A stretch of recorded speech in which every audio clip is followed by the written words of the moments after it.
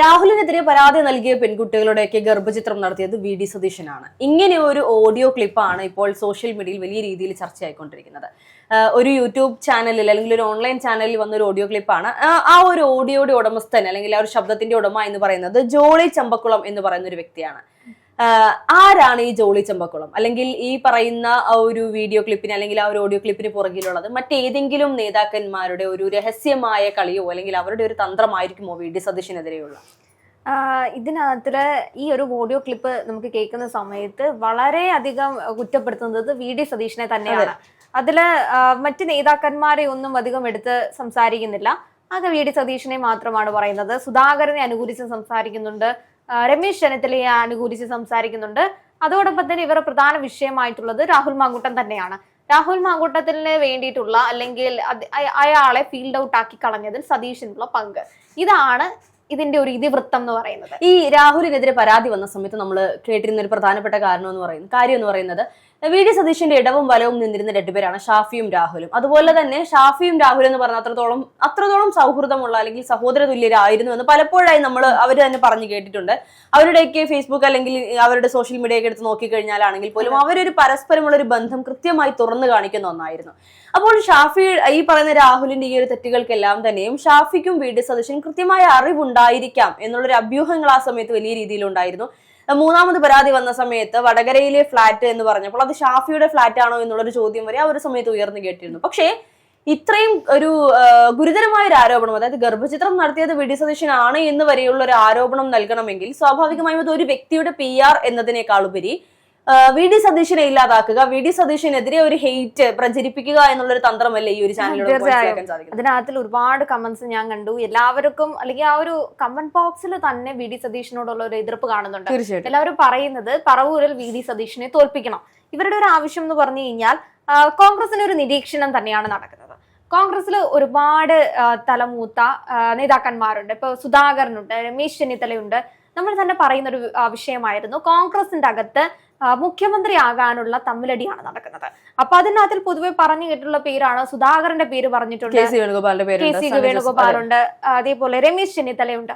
അപ്പോ കെ.സി. വേണുഗോപാലിനെ മാറ്റി നിർത്തുകയാണെങ്കിൽ ഏറ്റവും കൂടുതൽ ആൾക്കാർ ഒരു ഫൈറ്റ് ചെയ്തിട്ടുള്ള പേര് രമേശ് ചെന്നിത്തലയുടെ പേര് തന്നെ. സുധാകരന്റെ പേരും പലരും പറഞ്ഞിട്ടുണ്ടായിരുന്നു. ശക്തമായ നേതാക്കന്മാരാണ്. എന്നിട്ട് എന്തുകൊണ്ടാണ് വി.ഡി. സതീശൻ ആ ഒരു സ്ഥാനത്തേക്ക് വരാനുള്ള എന്തർഹമാണുള്ളത്? പിന്നീട് പറയുന്നത് രാഹുൽ മാങ്കൂട്ടവുമായി ബന്ധപ്പെട്ട ഒരു കേസിന്റെ തുടക്കം എന്ന് പറയുന്നത് റിനി ആൻ ജോർജിന്റെ ഒരു അഭിപ്രായവുമായി ബന്ധപ്പെട്ടായിരുന്നു ഈ ആരോപണങ്ങളൊക്കെ പിന്നീട് വന്ന് അല്ലെങ്കിൽ ഒരു കേസ് അല്ലെങ്കിൽ ഒരു കേസിലേക്കൊക്കെ എത്തുന്നത്. അതിന്റെ തുടക്കം അവിടെയായിരുന്നു. അപ്പോൾ റിനി ആൻ ജോർജും വി.ഡി. സതീശനും തമ്മിലുള്ള ഒരു അടുത്ത ബന്ധം, അല്ലെങ്കിൽ അച്ഛനെ പോലുള്ളത് അല്ലെങ്കിൽ അച്ഛന് തുല്യമാണെന്ന് റിനി ആൻ ജോർജ് പറഞ്ഞിട്ടുള്ളത് വി.ഡി. സതീശനെ പറ്റിയിട്ടാണ്. അപ്പോൾ അതൊക്കെ വെച്ചിട്ടാണ് ഈ ജോളി ചമ്പക്കുളം എന്ന് പറയുന്ന കോൺഗ്രസിന്റെ പ്രവർത്തകനാണെന്ന് പറയുന്നുണ്ട്. അപ്പോൾ അയാൾ പറഞ്ഞു വെക്കുന്നത് വി.ഡി. സതീശനെല്ലാം അറിയാമായിരുന്നു. കോൺഗ്രസിന്റെ അകത്ത് തന്നെ ഇത്തരം കേസുകൾ ഇതിനു മുൻപും ഉണ്ടായിട്ടുണ്ട്. പക്ഷെ ആ ഒരു സമയത്തൊക്കെ അത് കൃത്യമായി മാനേജ് ചെയ്യാൻ, അല്ലെങ്കിൽ ഇങ്ങനെ ഒരു കേസ് അല്ലെങ്കിൽ ഇങ്ങനെ ഒരു കാര്യം പ്ലാനിങ് നടക്കുന്നത് രാഷ്ട്രീയത്തിൽ നടക്കുമ്പോൾ ഉറപ്പായിട്ടും പ്രതിപക്ഷ നേതാവെന്ന നിലയിൽ ഇയാൾക്ക് അറിയാൻ സാധിക്കുന്ന ഒരു ഫാക്ടറാണ്. എന്നിട്ടും ഇങ്ങനെ ഒരു കേസ് വന്നോട്ടെ, അല്ലെങ്കിൽ ഇത്തരത്തിലുള്ള 3 ആരോപണങ്ങൾ വന്ന് ഇവന്റെ രാഷ്ട്രീയ ജീവിതം അവസാനിക്കണം എന്നുള്ള ആ ഒരു കുതന്ത്രം മെനഞ്ഞത് തന്നെ വി.ഡി. സതീശനാണ്. അതിന്റെ മറ്റു കാര്യങ്ങളായിട്ട് ഇവർ പറയുന്നത് ഷാഫി പറമ്പിലിനെ നിയമസഭയിൽ നിന്നും അല്ലെങ്കിൽ സിറ്റിംഗ് MLA ആയിരുന്നു, പാലക്കാട് സിറ്റിംഗ് MLA ആയിരുന്ന ഷാഫി പറമ്പിലിനെ ലോക്സഭയിലേക്ക് പാർലമെന്റിലേക്ക് പറഞ്ഞു വിടാനുള്ള ഒരു പ്രധാന കാരണം എന്ന് പറയുന്നത് അയാൾ നിയമസഭയിൽ ഇരിക്കുകയാണെങ്കിൽ തനിക്കൊരു വെല്ലുവിളി ആയിരിക്കും. കാരണം തനിക്ക് മേലെ വളർന്നു വരുന്നവരെയൊക്കെ വെട്ടിമാറ്റിക്കൊണ്ടാണ് വി.ഡി. സതീശന്റെ രാഷ്ട്രീയ പ്രവേശനം എന്ന് പറയുന്നത്. അല്ല, ഇത് പറയുമ്പോൾ പാർട്ടി കോൺഗ്രസ് ആണ്, CPM അല്ല എന്നുള്ളത് ഇവർ ആലോചിക്കേണ്ടതാണ്. നമുക്കറിയാം ഏത് പാർട്ടിയിലാണ് ആരാണ് ഇത്തരത്തിൽ തനിക്ക് മുകളിൽ വളർന്നാൽ വെട്ടി നിരത്തുന്ന ഒരു സ്വഭാവം ഇപ്പോൾ നിലവിൽ രാഷ്ട്രീയത്തിലാണെങ്കിൽ എല്ലാവർക്കും ആ സ്വഭാവം ഉണ്ടെന്ന് വേണം പറയാൻ. അതിപ്പോ BJP എടുത്ത് നോക്കുകയാണെങ്കിൽ പ്രധാന സ്ഥാനത്തുണ്ടായിരുന്ന സുരേന്ദ്രനെ മാറ്റിക്കൊണ്ടാണ് പെട്ടെന്ന് രാജീവ് ചന്ദ്രശേഖരന്റെ പ്രവേശവും, അതേപോലെ കേരളത്തിലെ BJPയുടെ എല്ലാം രാജീവ് ചന്ദ്രശേഖർ മാറുന്നത്. അതിന് മുൻപ് കേട്ടിരുന്ന പ്രധാന പേരുകളൊക്കെ ഒതുങ്ങിപ്പോകുന്നൊരു സമയത്തേക്ക് നമ്മൾ കണ്ടിട്ടുണ്ട്. CPM-ലാണെങ്കിലും അങ്ങനെ നമ്മൾ കാണുന്നുണ്ട്.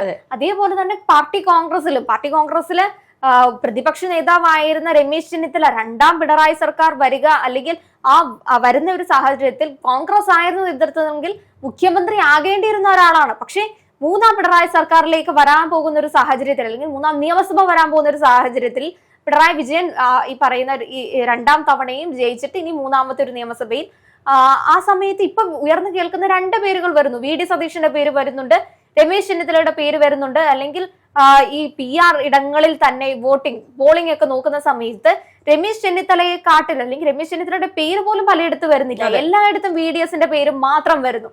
അപ്പോൾ ഇത്തരത്തിലുള്ള കാര്യങ്ങൾ നിരീക്ഷിച്ചുകൊണ്ടാണ് ഇവർ പറയുന്നത് ഒന്നിൽ കൂടുതൽ ആൾക്കാർ വരുന്നുണ്ട്. അല്ലെങ്കിൽ അതിലൊരു ഇവരുടെ പ്രധാന വിഷയം എന്ന് പറയുന്നത് രാഹുൽ മാങ്കൂട്ടം വിഷയത്തിന് രാഹുലിനെ ഇത്രത്തോളം പ്രതിരോധത്തിലാക്കുന്നത് വി.ഡി. സതീശൻ തന്നെയാണ്. അത് ചിരിച്ചുകൊണ്ട് കഴുത്തറക്കുകയാണെന്ന് പറയുന്നു. അല്ലെങ്കിൽ ഇവന്റെ വളർച്ച എന്ന് പറയുന്നത് ഭീകരമായ ഒരു വളർച്ചയായിരുന്നു. ഇവനെ നമുക്ക് ഇപ്പോ തന്നേക്കാൾ ജനപ്രീതി, ഇപ്പോ ഞാനാണ് മുതിർന്ന നേതാവ്, എന്നെക്കാട്ടിലും എക്സ്പീരിയൻസ് കുറഞ്ഞ ഒരാളാണ് ഹർഷ എന്ന് പറയുന്നത്. പക്ഷേ ഹർഷയുടെ ഒരു കഴിവ് കൊണ്ട് ഹർഷ പെട്ടെന്ന് ജനപ്രിയമാകുന്നു. അപ്പൊ എന്നേക്കാൾ ജനപ്രിയമായി ഹർഷ വളരുന്നത് എനിക്ക് സഹിക്കാൻ പറ്റുന്നില്ല. അതുകൊണ്ട് തന്നെ എനിക്ക് സഹായിക്കാൻ പറ്റുന്ന ഇടങ്ങളിൽ പോലും ഞാൻ ഹർഷയെ സഹായിക്കാതെ ഹർഷയുടെ രാഷ്ട്രീയ ഭാവി അവസാനിപ്പിക്കാൻ വേണ്ടി ഞാൻ കൂട്ടുനിൽക്കുന്നു. പക്ഷേ ഇവിടെ രാഹുലിനെതിരെ ഉയർന്ന ഈ ആരോപണങ്ങൾക്കൊന്നും ഒരിക്കലും നേതാക്കന്മാർ അംഗീകരിച്ചില്ലെന്ന് പറഞ്ഞാൽ നമുക്കതിന് ഈ നേതാക്കന്മാരെ കുറ്റം പറയാൻ സാധിക്കില്ല. ഒന്ന് ആലോചിച്ച് നോക്കൂ, ഒരു പരാതിയോ 2 പരാതിയോ അല്ല, പരാതികളുടെ ഒരു കൂട്ടം വന്നു, ആരോപണങ്ങളുടെ ഒരു കൂട്ടം വന്നു. അതിനേക്കാളൊക്കെ ഉപരി പീഡനം എന്നതിനേക്കാൾ ഉപരി ഗർഭചിത്രം എന്ന് പറഞ്ഞ് വലിയൊരു ഗുരുതര ആരോപണം വരുന്നു. അതിനൊക്കെ തന്നെയും കൂട്ടു നിൽക്കണമെന്ന് പറഞ്ഞാൽ ഒരുപക്ഷെ ഇവർക്ക് ഇതൊക്കെ അറിയാമായിരുന്നിരിക്കാം, ഒരുപക്ഷെ ഇവർ ഇതൊക്കെ പറഞ്ഞു തിരുത്താനും ശ്രമിച്ചിട്ടുണ്ടാകാം. പക്ഷേ രാഹുൽ അങ്ങനെ തിരുത്തപ്പെടാൻ തയ്യാറാകാതിരുന്നത് കൊണ്ട് തന്നെ ആയിരിക്കണം പാർട്ടിയിലെ എല്ലാവരും തന്നെയും കൈ ഒഴിഞ്ഞൊരു സാഹചര്യം ഉണ്ടായത്. അതായത് ചില നേതാക്കന്മാർ ആ സമയത്ത് പറഞ്ഞൊരു കാര്യം ഉണ്ടായിരുന്നു, ഇനിയും ഇത്തരത്തിൽ പ്രശ്നം ഉണ്ടാക്കാം, അല്ലെങ്കിൽ ഇനിയും പാർട്ടി പറയുന്നത് കേൾക്കാതിരുന്നാൽ ഞങ്ങൾ ചിലതൊക്കെ പറയും, അത് കൂടുതൽ പ്രതിരോധത്തിൽ രാഹുലിനെ ആക്കുമെന്ന് ചിലർ ഭീഷണി മുഴക്കുന്ന ഒരു സാഹചര്യം. പക്ഷേ ഈ അടിച്ച വഴിയെ പോയില്ലെങ്കിൽ പോയ വഴിയെ അടിക്കാന്നൊരു നിലപാട് മാത്രമേ നമുക്ക് രാഹുൽ മാങ്കൂട്ടത്തിലെ വിഷയത്തിൽ നമുക്ക് എടുക്കാൻ പറ്റുള്ളൂ. രാഹുൽ ഒരു നല്ല രാഷ്ട്രീയ നേതാവായിരിക്കും, പക്ഷെ അയാളെ എത്രത്തോളമാണ് ഇപ്പോ പറഞ്ഞു മനസ്സിലാക്കാൻ പറ്റും ഈ ഒരു വിഷയത്തിൽ. ഈ ജോളി ചെമ്പക്കുളം പറഞ്ഞിട്ടുള്ള ചില കാര്യങ്ങൾ നമുക്ക് അംഗീകരിക്കാൻ പറ്റില്ല. അയാളുടെ രാഷ്ട്രീയ ജീവിതം അവസാനിപ്പിച്ചു, അയാളുടെ വ്യക്തിപരമായ ജീവിതത്തിൽ അതൊക്കെ ചെയ്തത് രാഹുൽ മാങ്കൂട്ടം തന്നെയാണ്. അല്ലാതെ വി.ഡി. സതീശന് പോയി ഈ പറയുന്ന ആൾക്കാർക്ക് മെസ്സേജ് അയക്കാനോ ഇവരോടൊപ്പം പോകാനോ അല്ലെങ്കിൽ ഇതിനൊന്നും അയാൾക്ക് ചെയ്യാൻ പറ്റില്ലല്ലോ. എന്തായാലും ഇതൊക്കെ ചെയ്തിട്ടുള്ളത് രാഹുൽ മാങ്കൂട്ടം തന്നെയാണ്. അപ്പൊ അതിനകത്തിൽ ആ പരാതിക്കാരിയുടെ അല്ലെങ്കിൽ ഇദ്ദേഹത്തിനെതിരെ പരാതി കൊടുത്തിട്ടുള്ള ആൾക്കാരുടെ പങ്ക്, അല്ലെങ്കിൽ ഇത് ഒരേപോലെ പങ്കാണ്. ഒരു പരാതിക്കാരിയുടെ പങ്ക് ഒരേപോലെ ഉണ്ട്, രണ്ടാമത്തെ ആൾ കുറച്ചുകൂടെ തീവ്രമായി ഇതിനകത്തിൽ പങ്കെടുത്തിട്ടുണ്ട്. ഇങ്ങനെയൊക്കെ നമ്മൾ ഇതിനെ വ്യത്യസ്തപരമായി കണ്ടു കഴിഞ്ഞാലും ഇതിനകത്തിലെല്ലാം ഉൾപ്പെട്ടിട്ടുള്ള പ്രധാനപ്പെട്ട ഒരാൾ രാഹുൽ മാങ്കൂട്ടം തന്നെയാണ്. ഇതൊക്കെ അത് അയാൾ തന്നെയാണ്. അപ്പോൾ ഇതിനകത്തിൽ എങ്ങനെയാണ് ഇവർക്ക് ഒരാളെ തിരുത്താൻ പറ്റുന്നത്?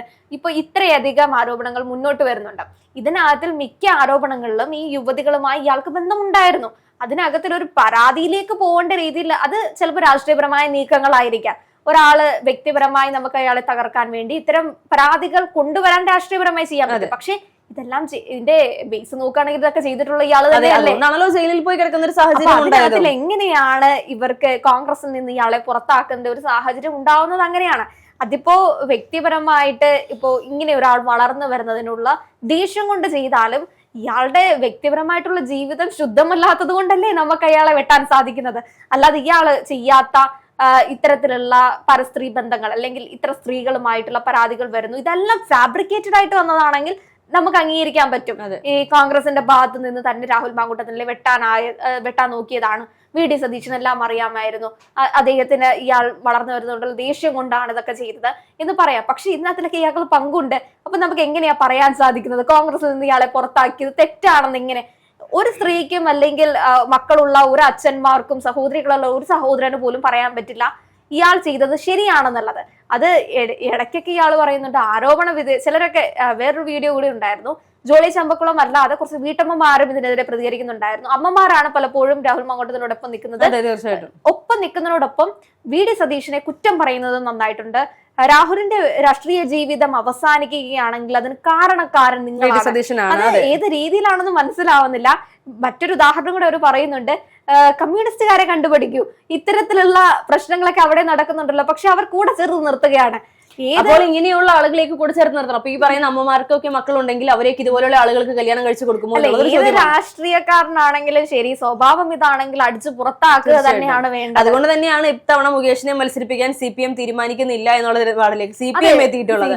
ഇതൊക്കെ ഈ പറയുന്ന ആളുകളൊന്നും അറിയുന്നില്ല, അല്ലെങ്കിൽ അവരിതൊന്നും അന്വേഷിക്കുന്നില്ല. ഇവർക്ക് ഈ ഒരു രാഹുൽ എന്ന് പറയുന്ന ഒരു വ്യക്തിയെ ശരിയാണ്, രാഹുലിനെ ഞങ്ങളും അനുകൂലിച്ച് വീഡിയോ ചെയ്തു. നമ്മൾ നേഷൻ ഫസ്റ്റിൽ പരിശോധിച്ചാൽ അറിയാൻ സാധിക്കും. ഇതിനു മുൻപ് ചില വീഡിയോകളിൽ നമ്മളും ഇതുപോലെ രാഹുലിനെ അനുകൂലിച്ചിട്ടുണ്ട്. പക്ഷേ ഇത്തരത്തിലുള്ള പരാതികൾ ഒരു തുടർക്കഥയാകുമ്പോൾ അനുകൂലിക്കുക എന്നുള്ളതിന് പരിമിതികളുണ്ട്. നമുക്ക് ഈ പറയുന്നത് പോലെ എല്ലാ തെറ്റിനെയും ന്യായീകരിക്കാൻ സാധിക്കില്ല. ഒന്നും അറിയാത്ത പിഞ്ചു കുഞ്ഞുങ്ങളെ വയറിനുള്ളിൽ തന്നെ ഇല്ലാതാക്കുക എന്ന് പറയുമ്പോൾ, അല്ലെങ്കിൽ ഗർഭചിത്രത്തിന് ഇരയാക്കുക എന്ന് പറയുമ്പോൾ അതിനൊന്നും നമുക്ക് അംഗീകരിക്കാൻ സാധിക്കില്ല. അതെ, ഈ ജോളി ചെമ്പക്കുളം പറയുന്നതാണെങ്കിലും ഇതൊക്കെ ഇയാള് മറിഞ്ഞ് കൂട്ടുനിന്നതിന് ശേഷം പിന്നീട് ഇയാളെ ഇവനെ ഒഴിവാക്കിയിട്ട് ഇതൊക്കെ എല്ലാം രാഹുലിന് മാത്രം തലയിൽ കെട്ടി വെച്ച് കൊടുക്കുന്നു. ഇത് ചെയ്തിട്ടുള്ള ഇവനാണെങ്കിലും ഇവൻ ഇതൊക്കെ ചെയ്തിട്ടുണ്ടെന്നുള്ളതും ഇതിന് സഹായകരമായിട്ടുള്ള ആൾക്കാരും പിന്നണിയിൽ പുറത്തു നിൽക്കുകയും അതേപോലെ CM ആവുക അല്ലെങ്കിൽ മുഖ്യമന്ത്രി സ്ഥാനത്തേക്ക് എത്തുക എന്ന് പറയുന്ന ലക്ഷ്യം കൊണ്ട് തനിക്ക് ബദലായി വരുന്ന ആൾക്കാരെ എല്ലാം വെട്ടിമാറ്റുന്ന ഒരു സാഹചര്യം. അതിന് മറ്റൊരു ഉദാഹരണമായി പറയുന്നത് ഒരു പ്രസ് മീറ്റ് ഉണ്ടായിരുന്നല്ലോ, വളരെ ട്രെൻഡിങ് ആയിരുന്നതാണ്. ഇടതുപക്ഷ സൈബർ ഇടങ്ങളിലൊക്കെ വളരെയധികം ട്രെൻഡിങ് ആയിട്ടുണ്ടായിരുന്ന ഒന്നാണ്. VD സതീശനും സുധാകരനും ഒരു പ്രസ് മീറ്റിലിരിക്കുന്നു, ഇവർ തമ്മിൽ വഴക്ക് കൂടുന്നു. VD സതീശൻ മൈക്കെല്ലാം കൂടെ അയാൾക്ക് താനങ്ങ് പറഞ്ഞു എന്ന രീതിയിൽ നീക്കി വെക്കുന്നു. ഇതൊക്കെ ഒരുപാട് വൈറലായിട്ടുള്ള വീഡിയോകളാണ്. ചിലപ്പോൾ ഇത്തരം വീഡിയോസ് കൊണ്ടും കൂടെ ആയിരിക്കാം ഇവരൊക്കെ എനിക്ക് കേട്ടിടത്തോളം ഇവരൊക്കെ കോൺഗ്രസിന് ഇഷ്ടപ്പെടുന്ന തന്നെ സാധാ പ്രവർത്തകരാണ്. എന്ന് വെച്ചാൽ കോൺഗ്രസിന്റെ കമ്മിറ്റികൾ അല്ലെങ്കിൽ മീറ്റിംഗ് എന്താണ്, ഇതിന്റെ ഉള്ളിൽ എന്താണ് നടക്കുന്നതെന്നുള്ള പ്രധാന ധാരണ, ഒരു പൊളിറ്റിക്സ് ഉണ്ടല്ലോ, കേരളത്തിലെ കോൺഗ്രസ് പൊളിറ്റിക്സിന്റെ അകത്തുള്ള കാര്യങ്ങൾ അറിയാതെ നമ്മൾ ഈ പറയുന്ന സാധാ ജനങ്ങളെ പോലെയുള്ള സാധാ പ്രവർത്തകരാണ്. അവരുടെ നിരീക്ഷിക്കുന്ന സമയത്ത് അവരിതെല്ലാം നിരീക്ഷിക്കും.